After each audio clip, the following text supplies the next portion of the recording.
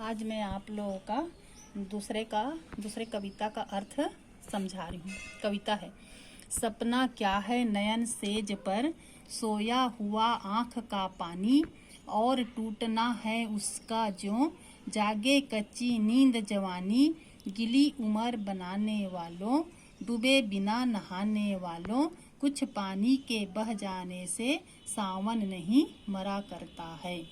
संदर्भ पूर्ववत प्रसंग, सपनों के टूटने से हताश होकर रोने वाले व्यक्तियों को जीवन के प्रति हताश नहीं होना चाहिए। अर्थ, प्रस्तुत पद्यांश में कवि मानव को संबोधित करते हुए कहते हैं कि हृदय में अनंत इच्छाओं की पूर्ति नहीं होने पर निराश हो जाते हैं। सपना या इच्छा किसे कहते हैं? स्वप्न नेत्र रूपी सैया पर सुषुप्ता अवस्था में पाया जाने वाला अश्रु है। जिस प्रकार निद्रा अवस्था में व्यक्ति का स्वप्न जो है अचानक टूट जाता है, तो उसी प्रकार वह परेशान हो जाता है। जिस प्रकार किसी को निद्रा पूरी होने के पूर्व जगा दिया जाता है, वे चिंतन करने लगते हैं। चिंता को जलाती है, व्यक्ति का शरीर क्षीण होने लगता है।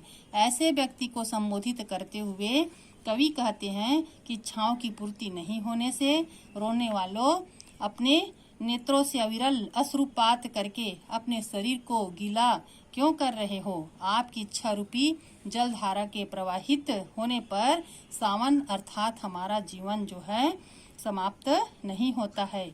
जीवन में सुख दुख आते जाते हैं, दुख में हताश नहीं होना चाहिए।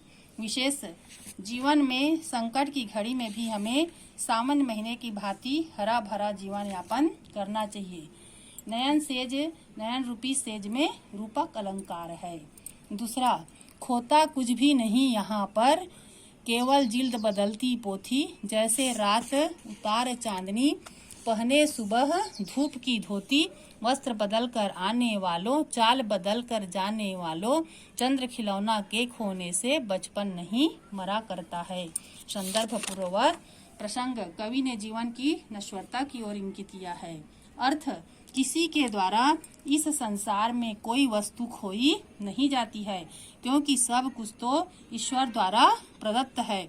जिस प्रकार पुस्तक का ऊपरी आवरण जीर्ण शीर्ण होने पर उसके स्थान पर नवीन आवरण लगा दिया जाता है, ठीक उसी प्रकार शरीर के नष्ट होने पर आत्मा पुनः दूसरे शरीर में प्रविष्ट हो जाती है। चांदनी रात के अवसान होने के पश्चात प्रातः काल सूर्य अपनी स्वर्णिम धूप बिखेर कर संसार को प्रकाशित कर देता है।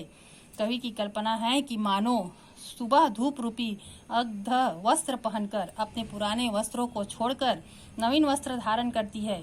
नन्हे मुन्हे बच्चे चंद्रमा को खिलौना समझकर उसको प्राप्त करने के लिए मचल जाते हैं, लेकिन उसे प्राप्त नहीं कर पाते हैं। अर्थात प्रातः काल जब चंद्रमा आकाश में छिप जाता है तो बच्चों का बचपन समाप्त नहीं होता, वह अन्य वस्तुओं की ओर आकर्षित होता है। उसी प्रकार कुछ सपनों के टूट जाने से जीवन समाप्त नहीं हो जाता।